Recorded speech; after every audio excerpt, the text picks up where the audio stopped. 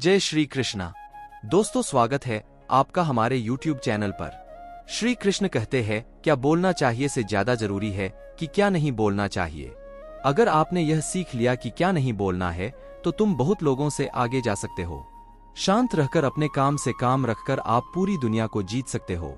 जितनी ज्यादा लोगों की आप सुनेंगे उतने ही ज्यादा इन लोगों के झूठे जाल में फंसते जाओगे।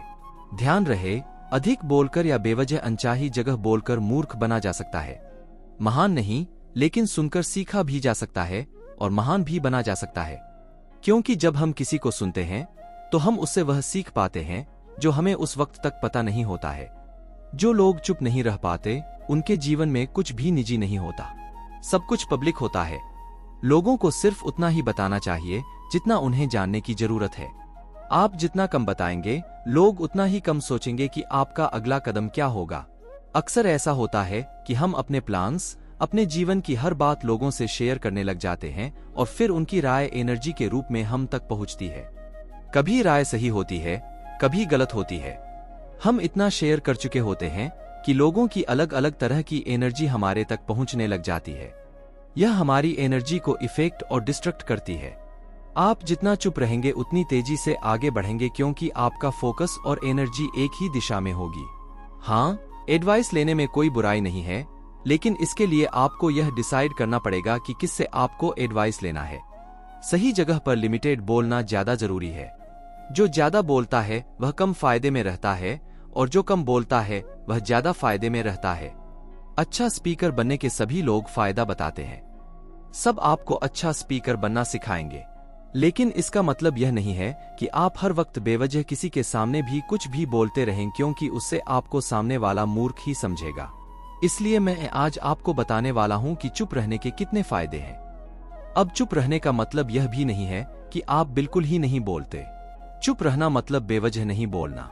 जहां एक जवाब से काम चल सकता था वहां पर बार बार बोलने की जरूरत नहीं है। इससे तुम अपनी एनर्जी बेवजह वेस्ट होने से बचा सकते हो। इसलिए तुम्हें एक अच्छा स्तर बनने की कोशिश करनी चाहिए। ध्यान से सामने वालों की बात सुनना भी एक कला है। सुनो ज्यादा और बोलो कम। आप सामने वाले को ध्यान से सुनकर उससे आगे निकल सकते हैं। जितना ज्यादा आप बोलते हैं उतने ज्यादा आप ऑर्डिनरी लगते हैं। सामने वाले के लिए नॉर्मल हो जाता है कि यार ऐसे ही बकबक कर रहा होगा, और जितना आप कम बोलेंगे उतने आप स्पेशल और समझदार लगोगे। सामने वाला भी सोचेगा कि यार यह बंदा कितना सोच समझकर बोल रहा है। वह अपने आप आपको अटेंशन देगा, आपकी बातों को इंपॉर्टेंस देगा। सब कुछ कहना जरूरी नहीं है, और अगर कुछ जरूरी नहीं है तो वह कहा ना जाए ना तो ज्यादा बेहतर है। इसकी प्रैक्टिस होनी चाहिए। दुनिया में सबसे खतरनाक हथियार है आपकी वाणी।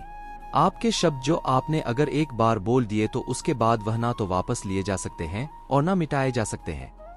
इसलिए अपने ही शब्दों को खुद की कमजोरी न बनने दें। कई लोग देखे होंगे आपने, उनके मुंह से कुछ भी निकल रहा होता है। थोड़ा शांत रहना भी सीखो, थोड़ा चुप रहना भी सीखो। अपने शब्दों पर, अपनी वाणी पर कंट्रोल करना सीखो।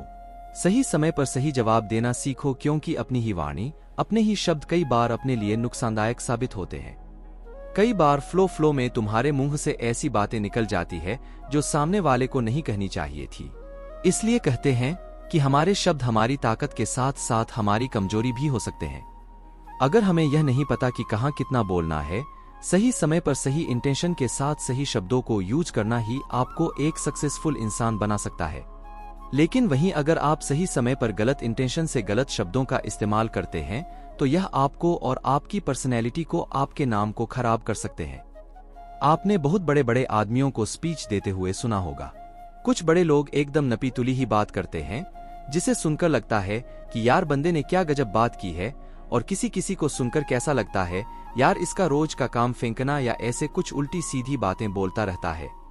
आप सिर्फ उसकी बातों की वजह से उसको तवज्जो नहीं देते। आप उसके बारे में कुछ नहीं जानते। आप सिर्फ उसके बकवास करने की वजह से उसको तवज्जो नहीं देते। आप उसके बारे में कुछ नहीं जानते।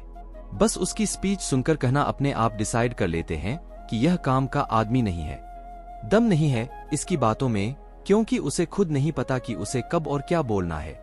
यह सिर्फ और सिर्फ उनकी बातों का खेल है, उनके बोलने के तरीके का खेल है। उनमें से एक को पता होता है कि कब, कहां और कितना बोलना है, और एक को नहीं पता होता है कि कहां पर क्या बोला। वो किसी मुद्दे पर कुछ भी बात बोल देता और कंट्रोवर्सी खड़ी हो जाती है। इसलिए अगर आपको अपनी पर्सनैलिटी मेंटेन रखनी है, सामने वाले की नजरों में खुद को इम्पोर्टेंट रखना है, तो आपको जरूरत से ज्यादा नहीं बोलना है। कम बोलना है, मीठा बोलना है, सटीक बोलना है और जितना जरूरी हो उतना ही बोलना है, क्योंकि मौन सर्वोत्तम भाषण है। इसका मतलब है आप चुप रहकर या कम बोलकर अपनी बातों को अच्छे तरीके से रिप्रेजेंट कर सकते हैं। यानी अगर हम शांत रहकर दुनिया की भागदौड़ से दूर रहकर खुद के साथ टाइम स्पेंड करते हैं, तो हम अपनी आत्मा की आवाज, अपने मन की आवाज को सुन सकते हैं। जिस वक्त हम शांत रहकर कुछ सोच रहे होते हैं, उस वक्त हमारा माइंड सही समय पर सही डिसीजन लेता है। जो बातों बातों में वादे किए जाते हैं कि मैं यह कर दूंगा, मैं वह कर दूंगा, असल में उनको खुद को नहीं पता होता है कि वह क्या कह रहे हैं, उन्होंने सामने वाले से क्या प्रॉमिस किया है। शांत रहकर आप वह कर सकते हैं जो हमारी सोच से भी परे है, क्योंकि जब हमारा मन शांत होता है, उस वक्त हमारे अंदर एक पॉजिटिव एनवायरनमेंट क्रिएट होता है, हमारे चारों तरफ एक पॉजिटिविटी क्रिएट होती है, जिससे अपने आप माइंड को यह स्ट्रेंथ मिलती है कि उसे ज्यादा मेहनत करनी चाहिए। जितने ज्यादा आप लोगों की बातों में उलझते जाओगे, उतने ही अपनी लाइफ में बहुत पीछे छूटते जाओगे, क्योंकि लोगों का काम कभी भी आपको आगे पहुंचाना नहीं होता है। वह चाहते हैं कि आप उनके साथ बैठो, इधर उधर की बातें करो और उस काम को भूल जाओ जो आपको सच में करना चाहिए या आप जो काम कर रहे थे। शांत रहते ही आपकी डिटर्मिनेशन पावर बढ़ जाती है। जैसे आप खुद देखो, जब आपके पास किसी प्रॉब्लम का सॉल्यूशन नजर नहीं आ रहा था, आपको नहीं पता चल रहा कि आपको क्या करना चाहिए, उस वक्त कुछ देर तक शांत अकेले बैठकर उस प्रॉब्लम के बारे में सोचने से कुछ ना कुछ उसका हल जरूर निकलता है। माइंड अपने आप आपको वहां तक लेकर जाता है कि हाँ भाई, इसका यह सॉल्यूशन हो सकता है। और वहीं अगर आप 4 लोगों से अपनी प्रॉब्लम डिस्कस करोगे तो वह 10 अलग अलग टाइप के सॉल्यूशन बताएंगे, जिसमें से एक भी आपके काम का नहीं होगा। माना कि बोलना हमें दुनिया से जोड़ता है, सोसाइटी से जोड़ता है, जरूरी भी है। एकदम ही नहीं बोलोगे तो लोग आपको कमजोर समझेंगे, लेकिन मैं तुम्हें सिखा रहा हूँ लिमिटेड बोलना, सही समय पर सही बात बोलना और बाकी के टाइम पर शांत रहना।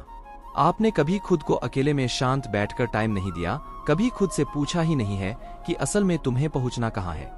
खुद के साथ कभी टाइम स्पेंड किया नहीं है, तुमने खुद की कैपेबिलिटी को समझने की कोशिश की नहीं है।